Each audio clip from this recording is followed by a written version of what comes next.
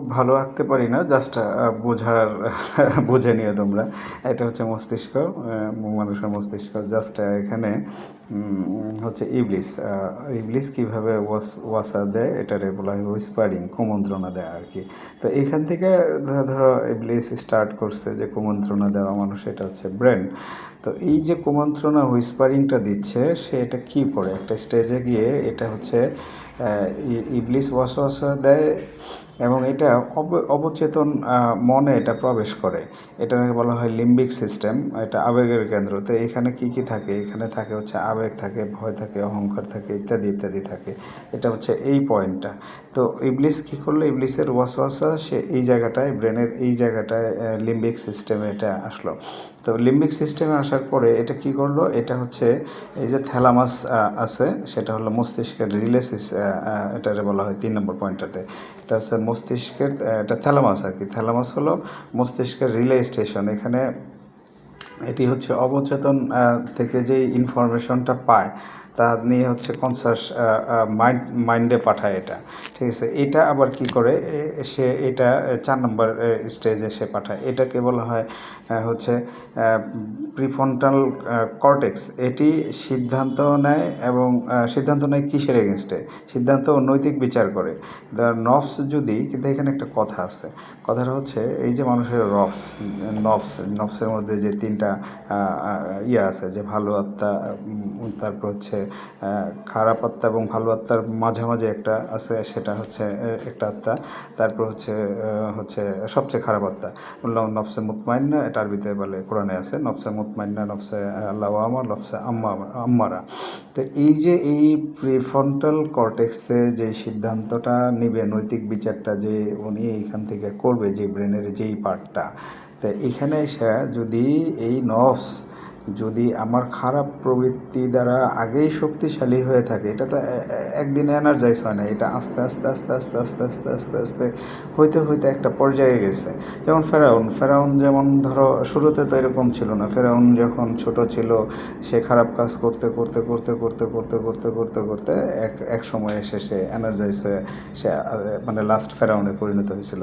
তো সেই নফসটা যদি প্রবৃত্তি শক্তিশালী হয়ে থাকে, সেই নফস মানে খারাপের নফসটা যদি শক্তিশালী হয়ে থাকে, তাহলে সে নৈতিক সিদ্ধান্ত নিতে সে ভুল করবে, সে সঠিক সিদ্ধান্তকে স্বাগতও জানাইতে পারবে না, ঠিক আছে।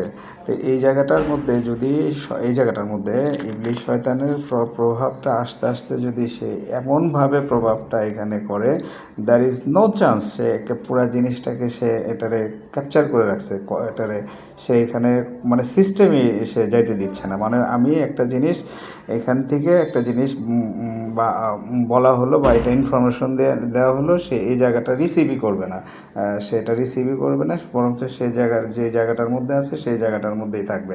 মানে এই জায়গাটার মধ্যে পুরাটা সে এটা ব্লক করে রাখছে। তো যাই হোক, এর পরেরটা হচ্ছে ব্যাসেল। এটা সিদ্ধান্ত নিতে, সঠিক সিদ্ধান্ত নেয় না, ভুল সিদ্ধান্ত নেয়। আচ্ছা, ভুল সিদ্ধান্ত নেওয়ার পরে কী হয়, সেখানে ব্যাসেল, এটারে বলা হয় ব্যাসেল গ্যাংলিয়া। এটা কেন গড়ে ওঠে? এটা গড়ে ওঠে হচ্ছে অভ্যাস এবং কাজের উপরে। দ্য ব্যাঙ্গল গ্যাংলিয়া হচ্ছে এটা একটা হচ্ছে মোটর সিস্টেম আর কি।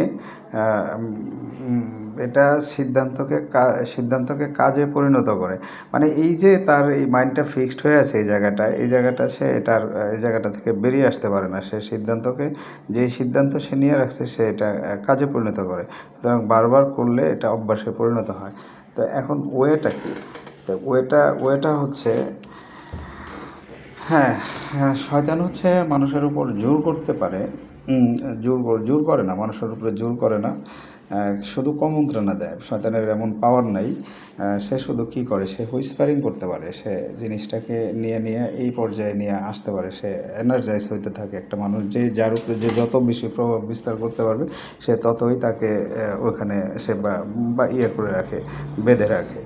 তো এটা শয়তান মানুষের উপরে জোর করতে পারে না, শুধু কুমন্ত্রণা দেয়।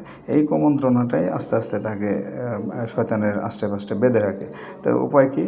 মানুষ হচ্ছে ইচ্ছায় স্বাধীন। সে স্বাধীন ইচ্ছা দিয়ে যে কোনো কিছুকেই সে গ্রহণ করতে পারে, বর্জনও করতে পারে। তাহলে উপায় কী? শয়তান থেকে বেরিয়ে আসার উপায় কী? আল্লাহর স্মরণ, কোরআন তেলাওয়াত, দোয়া এবং নেক আমল, এবং হচ্ছে সর্বশেষ হচ্ছে সৎসঙ্গ।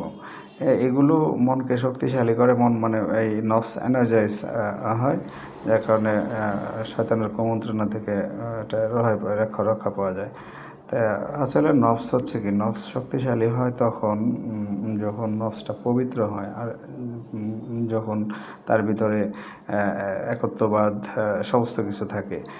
আর নফস নফস হচ্ছে দুর্বল হয়ে যায় যখন, এই জায়গাটার মধ্যে দুর্বল হয়ে যায় কখন, যখন শয়তান তাকে তার উপরে নিয়ন্ত্রণ করে। একদম খাস বাংলায় যদি বলা যায় যে আমার নফসের উপরে কার প্রভাব বেশি, যদি শয়তানের প্রভাব বেশি থাকে তাহলে সে ওই অ্যাটিটিউডই করবে, আর যদি শয়তানের প্রভাব না থাকে, নফস পবিত্র নফস থাকে, তাহলে সে ওই ধরনের অ্যাটিটিউড করবে। Things is very clear. আশা করি বুঝতে পারছো। আল্লাহ হাফেজ।